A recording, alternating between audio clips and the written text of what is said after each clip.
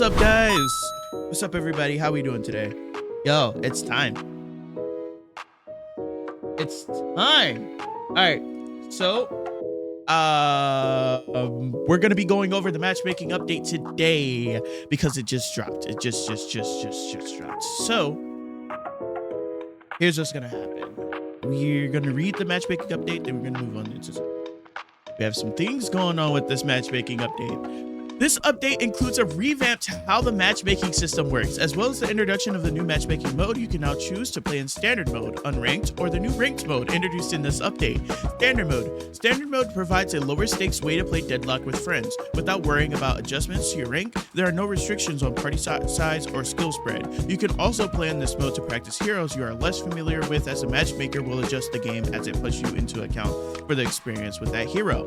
Ranked mode. Ranked mode gives you a way to players a way to queue up for more competitive games against similarly skilled players with higher stakes. Each season, you'll be able to climb the ranks and see how far you can go. There's still Initiate, which is brick, Seeker, which is stone, Acolyte, which is iron, Sentinel, which is bronze, Mystic, which is silver, Ritualist, which is gold, Emissary, which is platinum, Oracle, which is diamond, Phantom, Ascendant, and Eternus. Each rank has 6 sub-ranks, 1 through 6. Obscurus is uncalibrated. Initiate, Seeker, Acolyte, Sentinel, Mystic, Ritualist, Emissary, Oracle, Phantom, Ascendant, Eternus all have 6 ranks. Eligible, just like before. Eligibility, oh, well, honestly, I think Acolyte is new. Acolyte and Mystic is new. Acolyte, Sentinel, and Mystic, all of these. So it adds more of a rank spread. Archon is gone. Yeah, Archon is gone. To be eligible to queue for ranked mode, you must have at least 60 wins in the standard mode. This is great to stop Smurfs from just like loading up on a new account and just like running lobbies down, right? But it's still manageable. 60 wins on the standard mode. That's great. To ensure higher quality games, ranked mode expects you to have a solid understanding of the heroes that you play in it. So the mode only allows you to pick heroes that you have won at least 15 games with in standard mode. This is huge. Fucking crazy. No more first time in ranked mode. You must have at least 3 heroes unlocked for rank to be able to have a valid sized roster to queue with. Ranked mode has seasons, with the first season starting today and ending on October 7th. That's a short season. After which the following season will begin. At the conclusion of the season, the highest rank you achieve will be permanently saved into your rank history page. Future rank seasons will likely have longer durations with splits in between breaks within the season where the rank adjustments are made, as well as recent requirements on the heroes played. As the season starts, everyone will enter a calibration phase for 8 placement games. All players will have a soft reset of their prior rank, maintaining some of the history of your previous performance relative to the other players to help seed you initially into the calibration games. Players can only exit calibration at a max rank of Oracle 6. You cannot be in a party during calibration matches. Ranked mode will currently only allow for solo or duo parties. If you are in a duo party, both players must be at most one rank from each other. So Mystic and Ritualist, or Oracle and Phantom, or Phantom's not a thing? Oh yeah, it is. Oracle, Phantom, Ascendant, Eternus, stuff like that. However, Eternus player can only queue with another Eternus player as long as they are within 3 subranks of each other. We recognize that the party size and rank spread limits might be too restrictive, but we want to start off this way and then adjust in the future as needed. I think this is beautiful. I think this is great. This is gonna make the spread of the games way simpler. A new ranked hub in the hideout includes all the information about the current and past ranked seasons going forward and allows you to access global leaderboards and your rank history. You'll have an item in the hideout to commemorate your season's highest rank achievement when the season is over.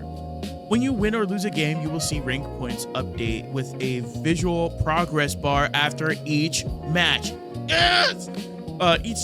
Each win or loss will grant you plus or minus 250 points on average, though these numbers could vary slightly depending on the expectations and the matchmaker had from that game or while on win streaks.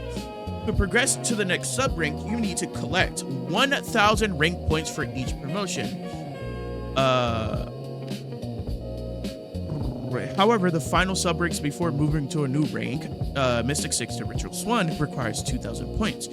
Once you reach Eternus 1, there will no longer be a fixed amount of points needed to progress from one of the sub-ranks to the other, as thresholds will be dynamically updated to daily to segment the sub-ranks on a percentile basis.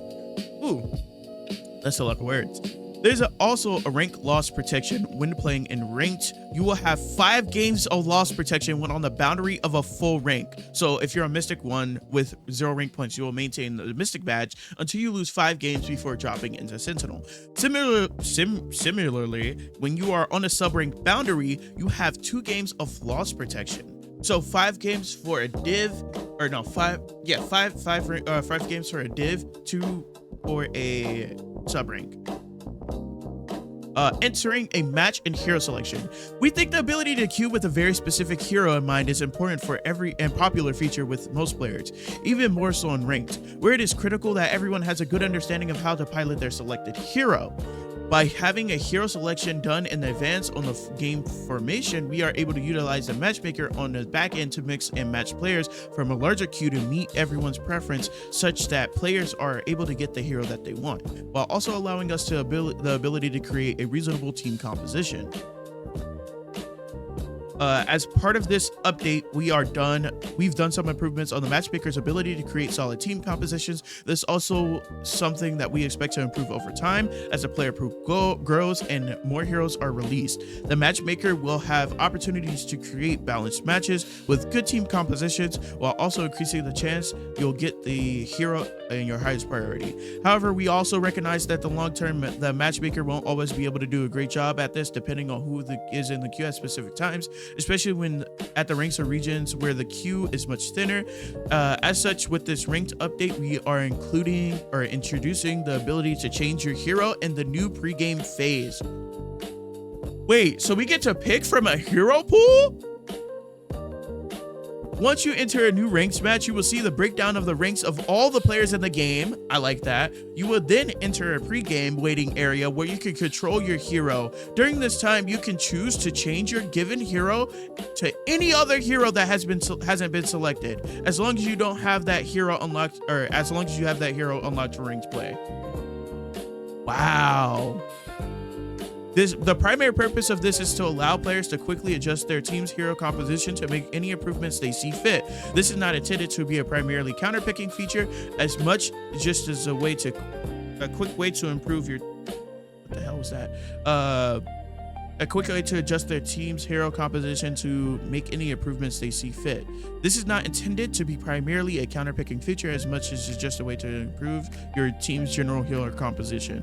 While we're still making it easy for players to have their preferred and most comfortable heroes in ranked by default. As such, there isn't a live update of what heroes the enemy team is changing into. You will only see their initial hero composition. If you end up swapping into a hero that the enemy team that has also happened to swap into you'll get an error and then be able to select a different hero. Otherwise, you'll be given that hero. Each player can only swap into a new hero once. You can also use the new pregame waiting area to adjust your starting lanes. You won't be able to zipline swap after this. Pause will be disabled after 2 minutes after the game fully starts. So make sure to do any adjustments you wanted to either your roster or during the new pregame waiting area. So 2 minutes that the game can't be paused. 2 minutes, that's the camp. Additionally, in ranked mode, the total number of heroes banned in a given game is increased from 2 to 3, and the algorithm use has been improved. Three heroes. So it's going to be 2 of the most voted, and then maybe just 1 toss-up. Abandons and penalties. You cannot queue for ranks if you have any active sanctions on your account, low priority, comps ban, etc. If a player abandons the game before 5 minutes, the game will also be marked as safe to leave and voided for all players except the leaver in their party. This game will count as a loss for the leaver and their party, and the abandoning player will receive leaver penalties. If a player abandons a game after 5 minutes, that player will receive leaver penalties and their party will have the game count as a loss. Other players on the abandoning player's team will have the game voided and are safe to leave without punishment. However, if they stay and win the game, it will be counted as a win. If all the players on the abandoning team leave, the game will automatically end and be counted as a win for the opposing team. Thank God. If you are on the opposing non-abandoning team, you will play the game out as normal. However, if a player on that team abandons as well, they will be penalized just like the first abandoning player party. If the above rules kick in for the opposing team as well, in this case, none of the remaining players on either team will have the game count as a loss, and you will only get a win if your team finishes and win the game. Leaver penalties start with queue timeouts and escalate to increasing amounts of low priority games. Leaderboard. This update includes a few changes to the requirements to appear on the leaderboards. For global leaderboard, the game count required in the last 30 days has been increased from 50 to 75. For the hero-specific leaderboards, the game count requirement on that hero in the last 30 days has been increased from 20 to 30.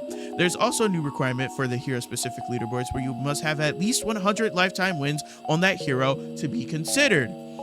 Rollout. This new system is live right now. However, we expect the next week or so to be very rocky as the ranked matchmaking pool will start off very thin. When most players not have unlocked the requirements yet, they will have significant effect on queue times, blah, blah, blah, blah, blah, giving them large rewrite, yada, yada, yada. Let's get to editing these game files so we can actually play the game. Woohoo! Matchmaking update. This is what everybody's been crying about. So let me hop into a call with Matt now.